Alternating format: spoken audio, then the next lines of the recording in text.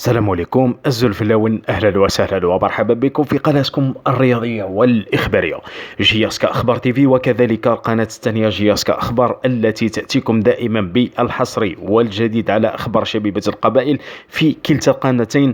راهي العوده كانت بقوه جدا وستكون اقوى من ذلك باذن الله في هذا الموسم ان شاء الله. في المباراه التطبيقيه حصريا شهدت تسجيل سمير سمايلاجيتش ثلاثية خرافية رأسية رائعة وتسديدة من خارج منطقة العمليات، وكذلك انفراد بالحارس ورفع الكرة فوق رأسه. بانينكا بين قوسين خوتنا.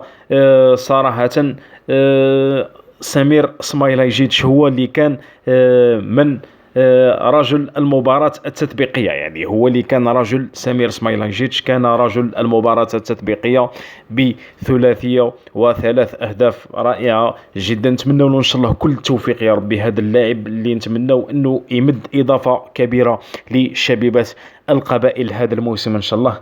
كامل الثقة تاعنا وكامل ثقة الجمهور وكذلك المدرب بوزيدي في هذا المهاجم سمير سمايلاجيتش اللي نتمنى منه إن شاء الله يا ربي كل التوفيق مع شبيبة القبائل. أنتم كجمهور شبيبة القبائل نتمنى تعطيونا الآراء تاعكم في هذا اللاعب.